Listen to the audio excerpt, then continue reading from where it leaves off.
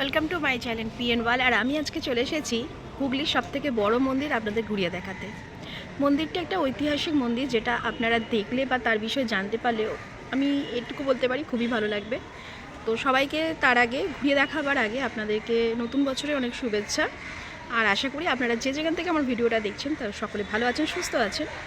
তো কিভাবে যাবেন, ভোগ প্রসাদের বিষয়, টিকিট আছে কিনা, মন্দির খোলার টাইম এবং অনেক কিছু তথ্য আপনাদের আজকে এই ছোট্ট একটা ভিডিওর মধ্যে সমস্ত কিছু জানিয়ে দেবো। তার জন্য সঙ্গে থাকতে হবে, আর ভালো লাগলে অবশ্যই লাইক, কমেন্ট আর সাবস্ক্রাইব।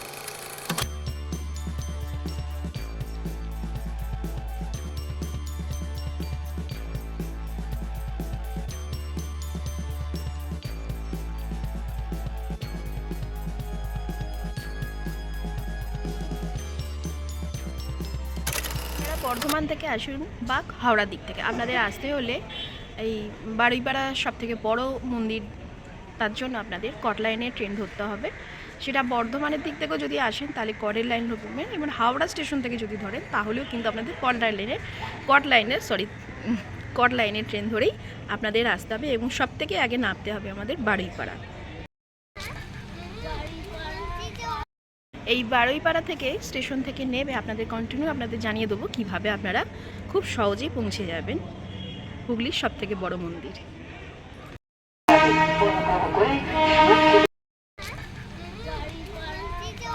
ফাইনালি আমি চলে এলাম বারুইপাড়া। আর বারুইপাড়া স্টেশনে 3 আর 4-এর প্ল্যাটফর্মে আপনাদের নামিয়ে দেবে, মানে আমাকে নামিয়ে দিয়েছে। এবার এখান থেকেই সামনের দিকে মানে হাওড়ার দিক দিয়ে বেরিয়ে ডান দিকে পার হয়ে কিন্তু আমরা পেয়ে যাবো টোটো। এই প্ল্যাটফর্ম থেকে দেখা যাচ্ছে এখানে একটা মন্দির সুন্দর, আর এই মন্দিরের এই রাস্তাটা দিয়েই আমরা যাব ঠিক ওই দিকটাতে। আমরা লাইনটা ক্রস করে একদম সামনেই সব হাঁটাহাঁটি করছে মন্দির যাওয়ার জন্য টোটো। এবার জানিয়ে দিই এখানে ভাড়া কত করে? মাথা পিছু 15 টাকা ভাড়া পড়ছে, 15 টাকা করে। আপনারা খুব সহজেই চলে যেতে পারবেন। ট্রেন থেকে নামার পরেই প্যাসেঞ্জারের জন্য একদম অটো টোটো এখানে ভর্তি।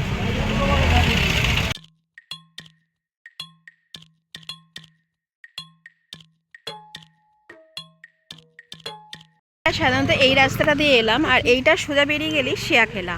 আর আমাদের ঠিক নামিয়ে দেবে এই জায়গাটা। আর এখান থেকে আমাদের মন্দিরটা দেখাই যাচ্ছে দূর থেকে। আর এখানে দেখতেই পাচ্ছেন ব্রহ্মদত্ত ধাম, বনমালীপুর এই হচ্ছে। আর এখানে একটা সুন্দর পরিবেশ দেখতে পাচ্ছেন, অপূর্ব একটা শান্ত নিলিবিলি গাছপালা সবুজে ঘেরা একটা পরিবেশের মধ্যে দিয়ে আপনারা প্রবেশ করছেন। মন্দিরের একদম প্রথমেই আগে দেখিয়ে দিই, এখানে কিন্তু টুকিটাকি খাওয়া দাওয়ার প্রচুর আছে লাইন দিয়ে, আর গাড়িও অনেক আছে এখান থেকে যাওয়ার জন্য। এবারে আমরা যেটা করব সেটা হচ্ছে আমরা মন্দিরে প্রবেশ করব।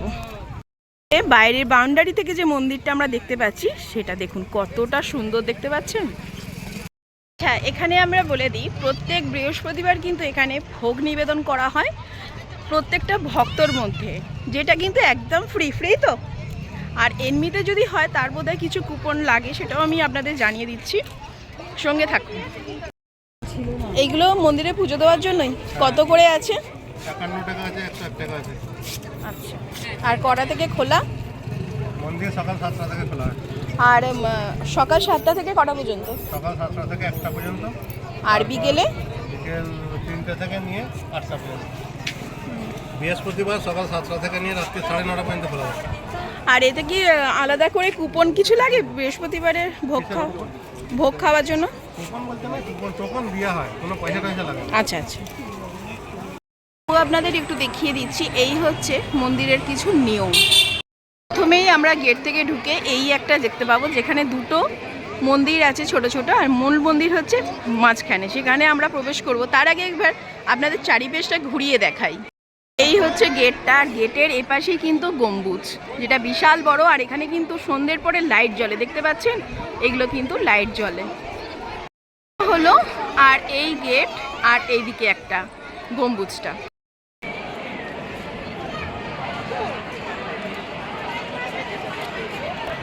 এখানে দেখতে পাবেন গণপতি বাবা একদিকে বসে আছেন। এখানে একবার মূল মন্দিরের সামনে থেকে দেখি তাহলে ঠিক দৃশ্যটা এই রকম দেখতে নিশ্চয়ই পাচ্ছেন কতটা সুন্দর, আর কত ভক্তের ভিড় এখানে সুন্দর কাঠের এরকম কাঠামো দিয়ে এত সুন্দর একটা দরজা, আর দরজার এই বিশেষত্বটা দেখুন। প্রথমেই দেখছি এই রকম একটা বিশাল বড় হলঘর, আর এই হলঘরের এত সুন্দর ভেতরটা। ঘরটার মধ্যে আমরা যেটা দেখতে পাচ্ছি, এখানে কিন্তু প্রত্যেক বৃহস্পতিবার সন্ধ্যেবেলাতেই এখানে কিন্তু আরতি হয়, আর প্রচুর ভক্তরা এখানে কিন্তু চলে আসে।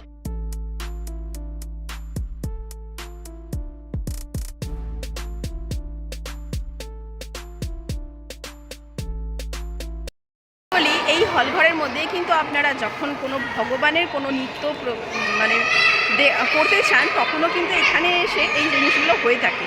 মানে কোনো রকম শুটিং পারপাসে যদি কিছু করা হয়, তাহলেও কিন্তু এই জায়গাটা অবশ্যই আপনারা ভিজিট করতে পারেন।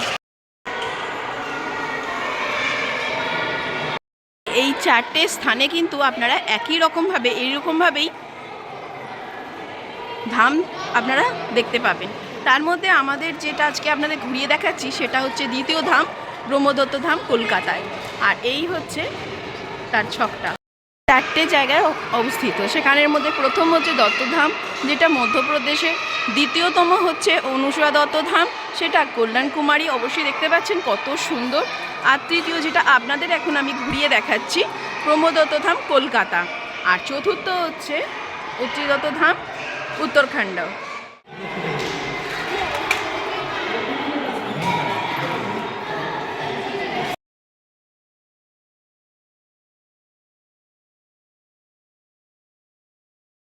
আপনি যদি একটু মন্দির সম্পর্কে যদি একটু কিছু বলতেন, আমাদের জানাতেন দর্শকদের। হ্যাঁ হ্যাঁ, ভগবান ওনার সঙ্গে যোগাযোগ হয়ে গেছে, ওনার 27 কিলোমিটার ভিতরে জন্মটা এবং ট্রেনিং হয়ে গেছে। এটার বিশেষ ব্যাপার আছে। নাম হচ্ছে ব্রহ্মদত্ত ধাম। হ্যাঁ, ব্রহ্মাচার্য দত্ত মহারাজ চিনি এসছেন, দত্ত মহারাজ উনি এটাকে মানে করেছেন।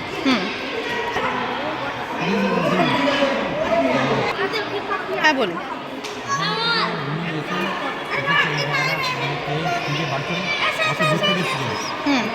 উনি ভগবান যোগাযোগ হয়েছে, ওখানে ট্রেনিং অনেক জায়গা থেকে এই জন্মটা নিলেন কেন? এই জমি তো অনেকটা বড়, মানে হুগলির মধ্যে সব থেকে বড় মন্দির এটা। হুম হসপিটাল স্কুল হবে গোশালা পরিকল্পনা ঠিক ঠিক, না না নিশ্চয়ই ভালো হবে, আরও আগামী দিনে অবশ্যই ভালো হবে। মন্দির সম্পর্কে আমরা যতটা জানতে পারলাম যথেষ্ট, আরও ডিটেলসে দেওয়া যেত, কেননা আজকে ঠাকুরমশাই ভীষণই ব্যস্তর মধ্যে রয়েছেন। সেই হিসাবে আজকে যেটুকু পারলাম সেটা হচ্ছে বাবা ভোলেনাথের মন্দির। এই মন্দিরে কিন্তু শ্রাবণ মাসে বা এমনি শিবরাত্রি পুজো উপলক্ষেও এখানে কিন্তু প্রচুর জাঁকজমক করে।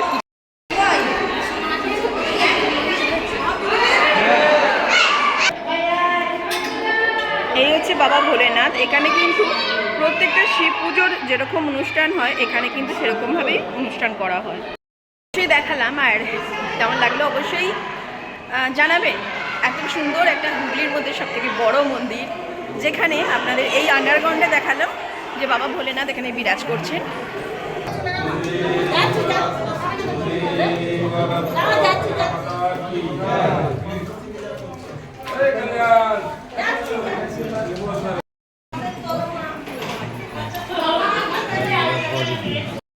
ভাগ্যটা আমার অতি ভালো বলে এত বেড়া এসেও দিদি আমাদের ভোগ খাইয়ে দিল। আমার মায়ের নিজের বোন তুমি।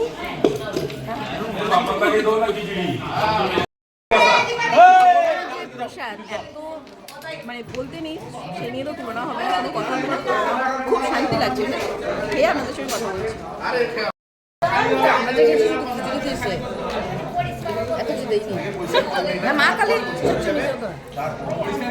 দুবার হলে কত রকম ফেসিলিটি পাওয়া যায় ভাবতে পারা যাচ্ছে। একটা মন্দিরের যারা সদস্য, মানে এখানে পণ্ডিতজি বা মন্দিরের যারা কর্ম দপ্তরে আছে, তাদের সঙ্গে স্পেশালভাবে ভোগটা নিবেদন করলেন, আর সেই মজাটা ভীষণ ভালো লাগলো। আর এরকম ইউটিউবাররাই করতে পারে, তাই না? সবার জন্য কিন্তু নয়।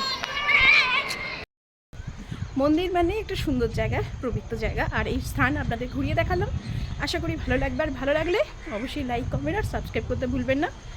আসছি আবার নতুন কোনো জায়গায়, নতুন কোনো সুন্দর সন্ধান নিয়ে। ততক্ষণের জন্য সবাই সুস্থ থাকবেন, ভালো থাকবেন, সাবধানে থাকবেন। আসছি আজকে বিদায়, টাটা।